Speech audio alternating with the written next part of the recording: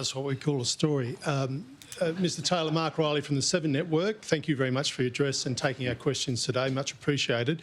I want to ask you about, again today you've rejected the production tax credits in the budget as corporate welfare, but before and during the 2022 election, you as Energy Minister promised about $1.5 billion in upfront handouts to many of the very same projects.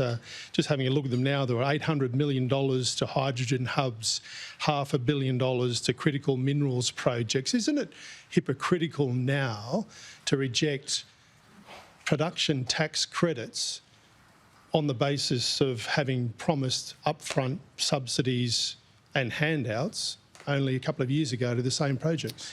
Well, Mark, thank you for the question, but we never promised production tax credits.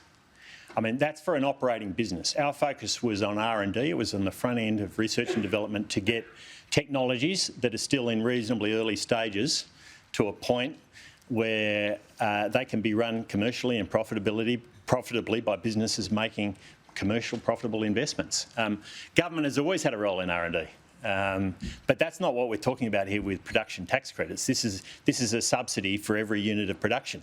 I mean, if I went out, walked out this door now, or said to you now, we're going to give $1 to every cafe owner for every coffee they produce, that's a production tax credit. But I don't think the cafes of Australia expect that. They know they've got to produce a great product for great customers that their customers want to pay for and from which they can make a profit. And that's what we should expect from businesses in Australia. And, you know, the broader point here is this. You know, I'm a huge believer in our manufacturing and resources sector. As I said, you know, it's a sector I worked in for many years before politics, but I know that it succeeds because you get the fundamentals right.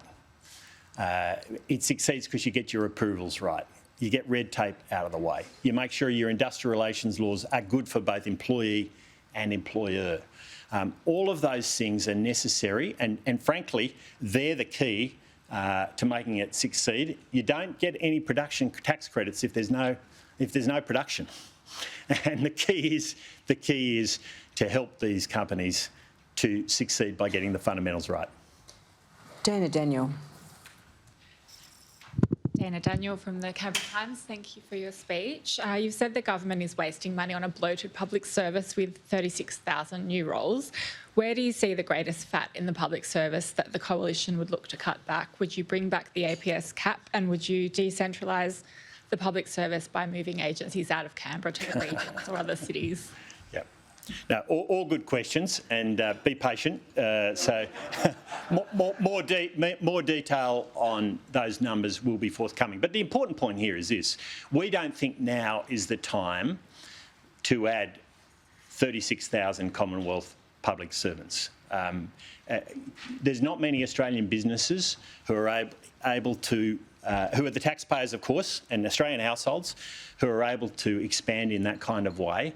And we think just as Australian households and businesses are having to show frugality, are having to make ends meet, so too should the Commonwealth Government. Peter Dutton has already made some comments about how we would see some reallocation of those numbers towards national security roles and defence roles. But the important point here is now is not the time to expand government. Now is the time to make sure government lives within its means so that households don't have to do the hard work for government, because ultimately it's households and businesses that pay the taxes that pay for those public servants.